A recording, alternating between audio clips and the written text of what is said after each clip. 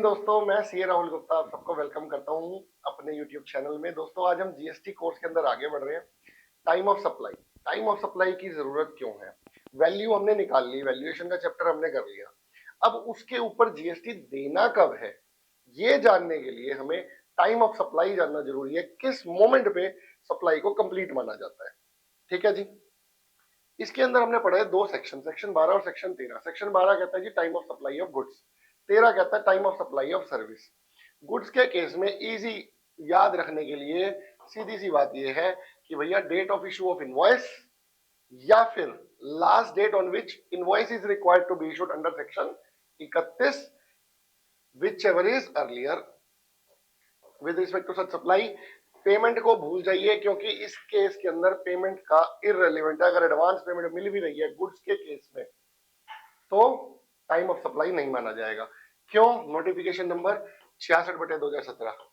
ये क्यों आई दोस्तों पता है? नोटिफिकेशन उस टाइम पे दोस्तों ह्यू एंड क्राई मच गया कि भैया एडवांस आ रहा है, कौन ट्रैक रखेगा कितना एडवांस आया, कब जीएसटी देना है।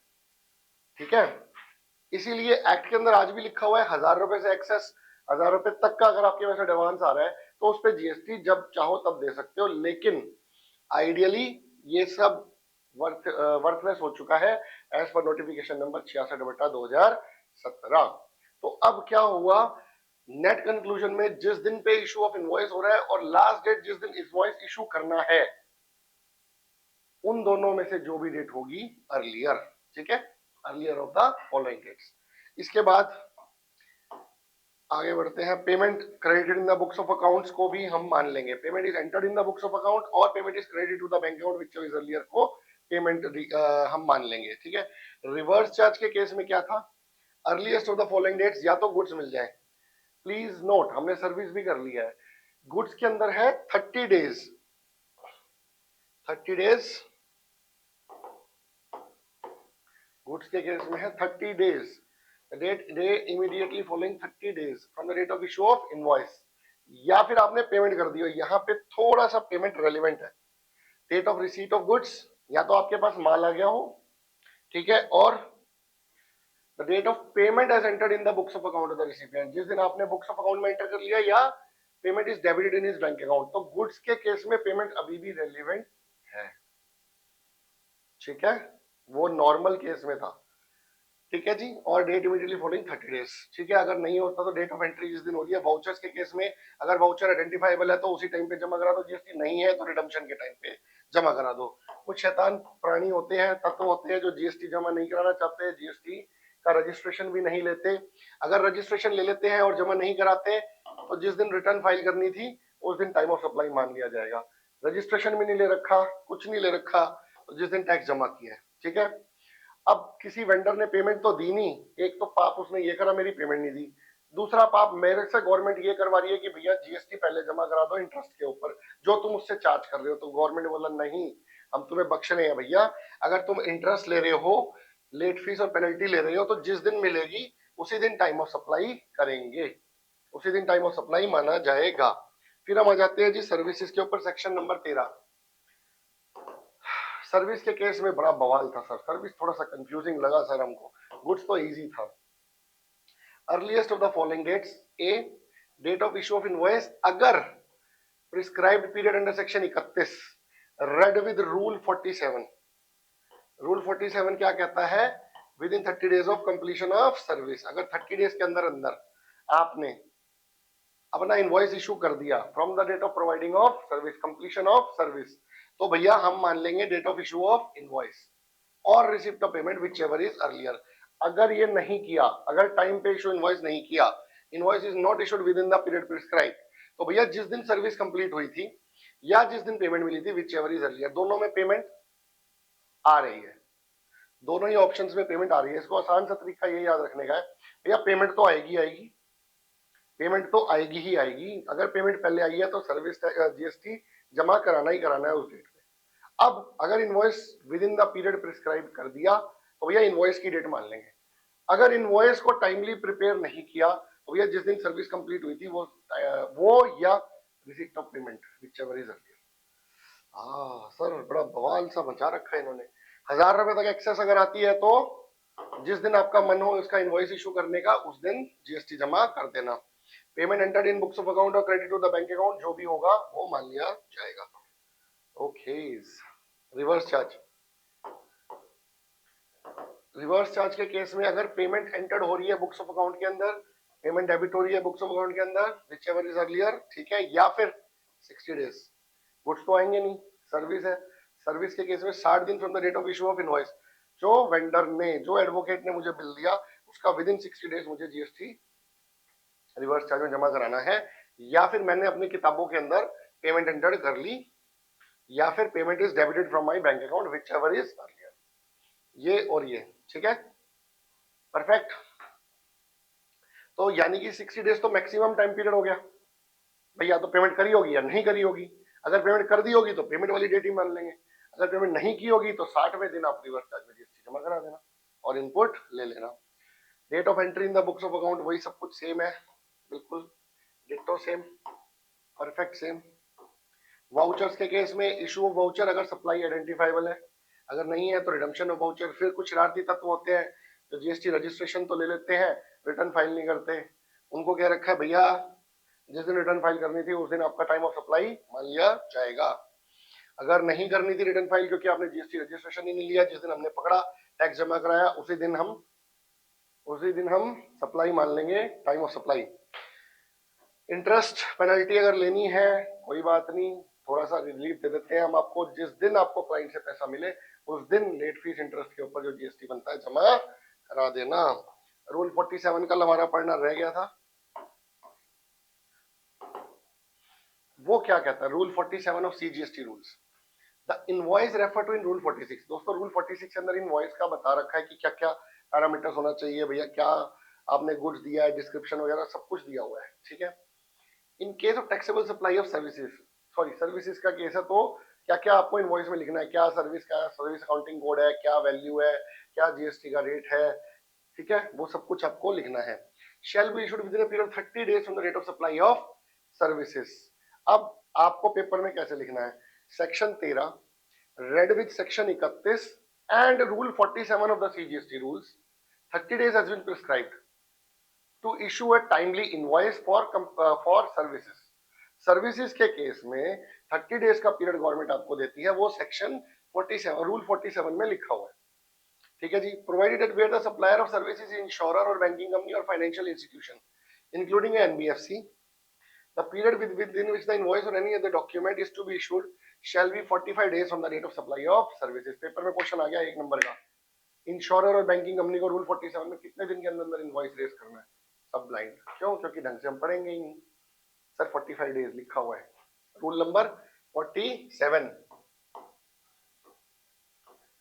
प्रोवाइडेड फर्दर दैट इंश्योरर और बैंकिंग कंपनी और फाइनेंशियल इंस्टीट्यूशन और टेलीकॉम ऑपरेटर। अब आप एक कमाल की बात नोट कीजिए, क्या ऊपर टेलीकॉम ऑपरेटर था, मुझे तो नहीं दिखा, यहाँ पे आ गया telecom operator, or any other class of supplier of services as may be notified by the government making taxable supplies of services between distinct persons as specified in section 25। मतलब कि वो अपनी ही distinct persons को services दे रहे हैं, may issue the invoice before or at the time such supplier records the same in his books of account or before expiry of the quarter during which the supply was made। अब telecom operator का एक छोटा सा example समझो, Vodafone ने दिल्ली में भी GST number लिया हुआ है, हरियाणा में भी नंबर लिया हुआ है, दिल्ली का नंबर उठ के चला गया हरियाणा और वहां पे जाके रोमिंग सर्विसेज ली, आपके लिए तो रोमिंग फ्री है, लेकिन हो सकता है दिल्ली वोडाफोन हरियाणा वोडाफोन को आज भी पैसा देता हो और इनवॉइसिंग आपस में रेज करते हो, ठीक है जी, are you getting my point. तो उन्होंने बोला कि भैया अगर ऐसी कोई सिचुएशन है जिसमें आप अपनी ही कंपनीज को इनवॉइस रेज कर रहे हो तो आप इनवॉइस रेज कर सकते हो बिफोर और एट दैट टाइम, बिफोर और at that time such supplier record same in his books of account.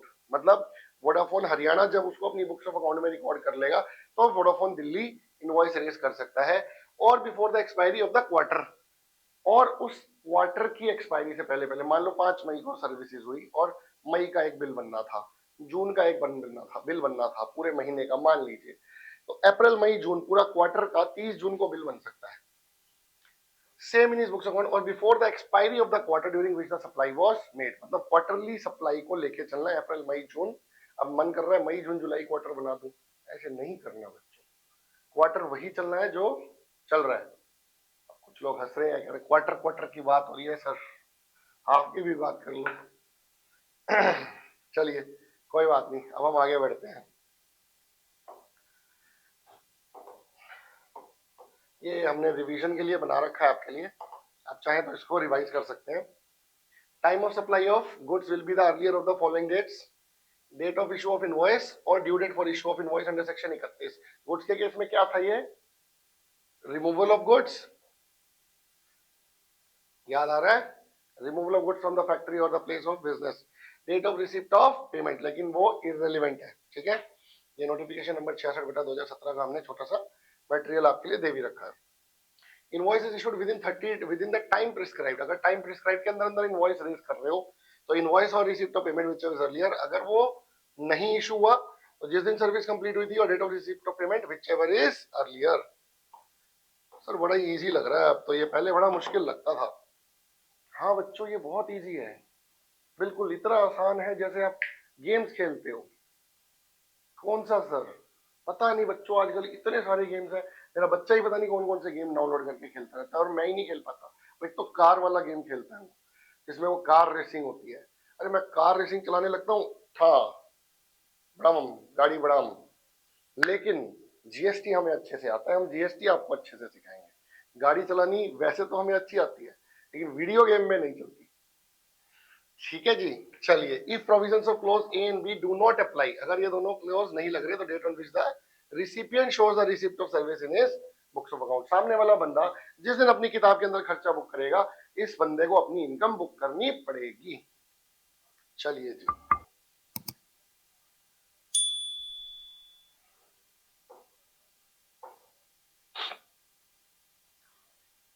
ये इजी है, आप पढ़ लेना, मैं इसको नहीं कर रहा कवर।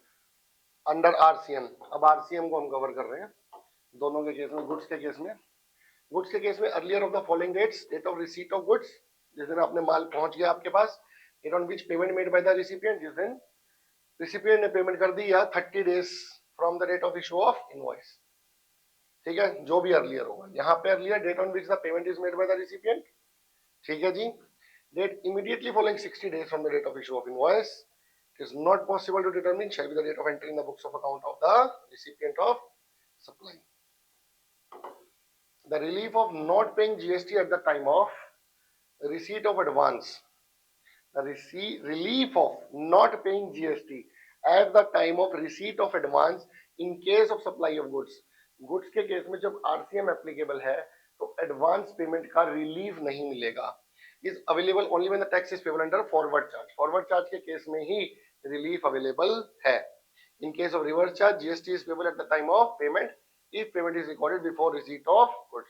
तो यानी कि रिवर्स चार्ज के अंदर पेपर में क्वेश्चन आएगा क्या, रिवर्स चार्ज में गुड्स की परचेज पे आपको एडवांस पेमेंट मिली है, क्या जीएसटी अभी जमा करना है या 30 डेज के बाद करना है या कब करना है, और वहां पे जाके ब्लैंक हो जाना, ठीक है।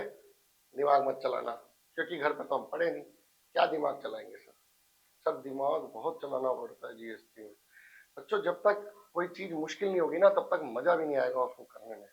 गवर्नमेंट को हमें धन्यवाद देना चाहिए कि उन्होंने इतना मुश्किल जीएसटी बनाया। सर मुश्किल तो है ही नहीं, लेकिन आप जब पढ़ा रहे हो तो बहुत अच्छा लग रहा है, बहुत इजी लग रहा है। बेटा मुश्किल है नहीं, है सिर्फ हमारे माइंड का मिथ है, इट इज टफ। चलिए आगे बढ़ते हैं और इजी करते हैं इसको। वाउचर्स के केस में तो दोनों के केस में सेम है, इशू ऑफ वाउचर अगर सप्लाई आइडेंटिफाइबल है, अगर नहीं है तो रिडम्पशन ऑफ वाउचर। वाउचर की डेफिनेशन है, voucher means an instrument where there is an obligation to accept it as consideration और part consideration for a supply of goods और सर्विसेज, और बोथ, या तो पूरी कंसिडरेशन या part consideration, and where the goods or services are both to be supplied or the identities of their potential buyers are either indicated on the instrument itself or in related documentation including the terms and conditions of use of such instrument। ठीक है, simple है, कुछ नहीं है। Residuary के case में भैया return file करनी थी तो जिस दिन रिटर्न फाइल करनी थी, या फिर टैक्स पे जिस दिन किया गया। इंटरेस्ट पेनल्टी के केस में सेम है, गुड्स के केस में भी, सर्विसेज के केस में भी, जिस दिन पेमेंट मिलेगी उस दिन जीएसटी जमा करा देना। सेक्शन 14। सर ये समझाओ ना सर थोड़ा सा, ये कंफ्यूजिंग है। सेक्शन नंबर 14 कैसे कंफ्यूजिंग है बच्चों? इसके अंदर क्या हुआ,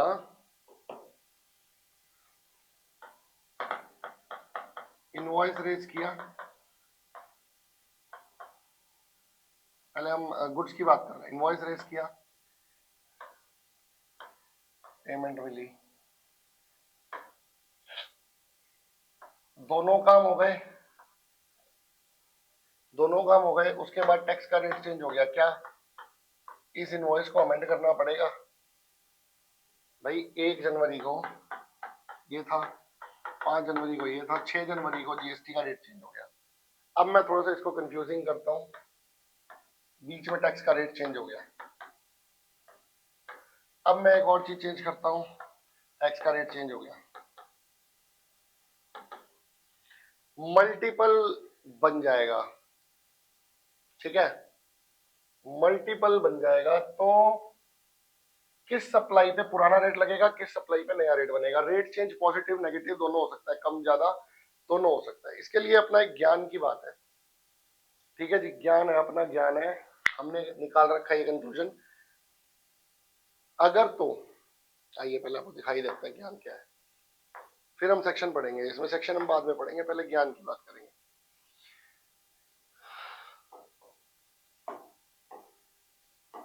if 2 of the 3 date falls on one side, ठीक है, time of supply would be on that side.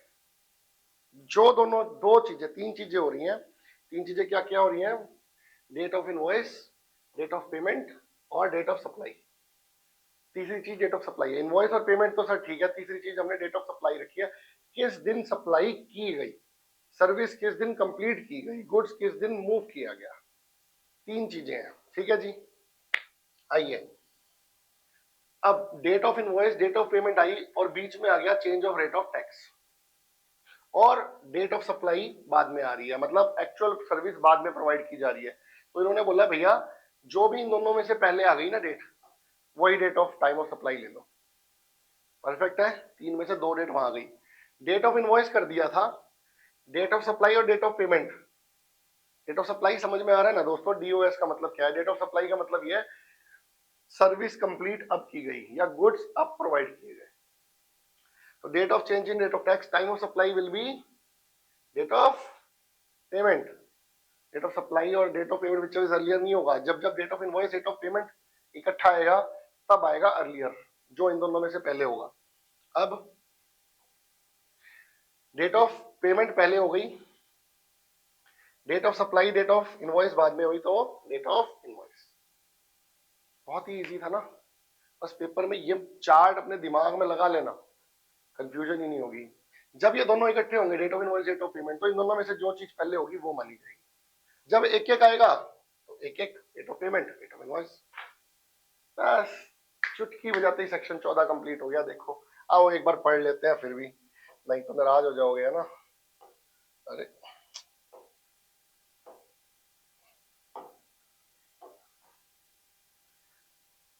Not with sending anything contain in section 12 और सेक्शन 13। सेक्शन 12 और 13 को भूल जाओ, वहां पे क्या time of supply of goods पड़ा है, क्या time of supply of service पड़ा है, भूल जाओ।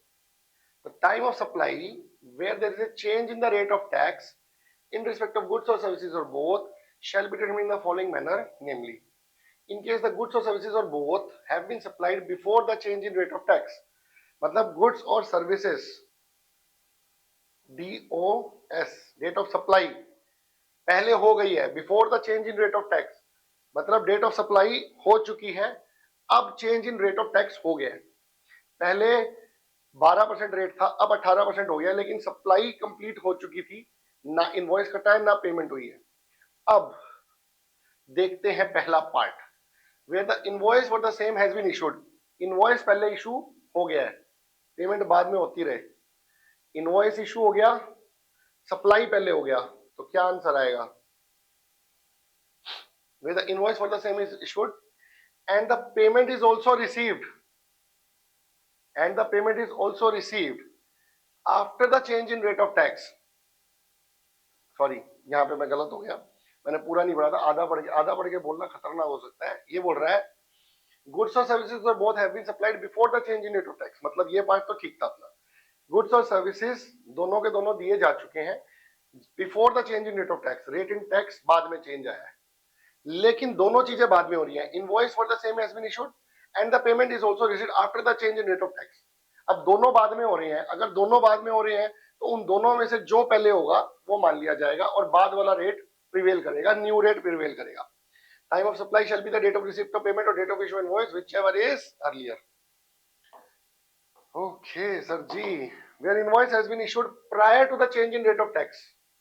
अब इनवॉइस तो पहले इशू हो गया but payment is received after change in rate of tax, तो अब क्या हो गया, गुड्स और सर्विसेज प्रोवाइड हो चुकी हैं, इनवॉइस इशू हो चुका है, change in rate of tax आ गया और पेमेंट बाद में आई, तो इनवॉइस, ठीक है, date of issue of invoice will be the time of supply where the payment has been received before the change in rate of tax. Payment मिल गई, पेमेंट आ गई, प्लस सर्विस कंप्लीट हो गई, change in rate of tax आ गया, अब invoice बाद में इशू हुआ होगा, तो स्टार्टिंग वाला यानी कि पेमेंट वाली date will be the time of supply. Perfect है सर, ये तो बहुत ही इजी था यार, ये सेक्शन में बेटा धुएं निकल जाते हैं कान से, लेकिन इसको इस तरीके से करोगे तो कभी गलती नहीं होगी। अगला पार्ट, बी पार्ट, गुड्स और सर्विसेज और both have been supplied after the change in rate of tax. अब गुड्स और सर्विसेज बाद में कंप्लीशन होगी, मतलब गुड्स और सर्विसेज बाद में कंप्लीट होगी, पहले change in rate of tax हो गया, ठीक है जी। Now where the payment is received after the change in rate of tax but payment बाद में मिली है, invoice has been issued prior to change in rate of tax. अब इनवॉइस तो रेज हो गया, रेट ऑफ टैक्स चेंज हो गया, सर्विस या गुड्स कंप्लीट हो गए, प्लस पेमेंट बाद में आई है, तो क्या होगा, पेमेंट, क्योंकि दो चीजें एक साइड हो गई, इनवॉइस बेचारा अकेला रह गया। Where the invoice has been issued and payment is received before the change in rate of tax, दोनों काम पहले हो गए, इनवॉइस भी इशू हो गया, पेमेंट भी पहले हो गई, तो दोनों में से जो पहले हुआ that will be the time of supply, shall be date of receipt of payment और issue invoice whichever is earlier. Perfect है सर, बहुत इजी सर, मजा आ गया sir. Invoice has been issued after the change in rate of tax but payment is received before change in rate of tax. पहले payment मिल गई, change in rate of tax, invoice raise हुआ, time of supply बाद वाली चली जाएगी, issue of invoice, ठीक है जी। इनवॉइस बाद में रेज हुआ था, पेमेंट पहले मिली, change in rate of tax हो गया, इनवॉइस बाद में इशू हुआ, तो invoice will be the issue of invoice, that will be the time of supply will be the date of issue of invoice. Date of receipt of payment shall be the date of credit in the bank account if such credit in the bank account is after 4 working days from the rate of change in rate of tax। चलिए ठीक है, payment is entered in the books of account और payment is credited to his bank account whichever is earlier, जो भी date होगी वो मान ली जाएगी, ठीक है जी। एनालिसिस ऑफ सेक्शन 14 आप पढ़ लीजिएगा, बहुत ही सिंपल से, ये हमने ऑलरेडी कर लिया है।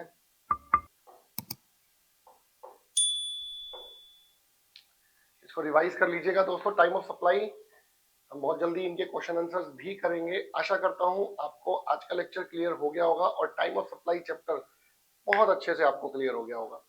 आप ऐसे ही हमारे चैनल के साथ जुड़े रहिए और नया नया कंटेंट देखते रहिए और जीएसटी की क्लासेस लेते रहिए। डिस्क्रिप्शन में आप हमारा कंटेंट डाउनलोड कर सकते हैं, पूरी बुक फ्री ऑफ कॉस्ट हमारी तरफ से आपके लिए अवेलेबल है। जय हिंद दोस्तों। Learn something from everyone you meet in your life, whether they are your juniors or seniors, because nobody knows everything, but everybody knows something.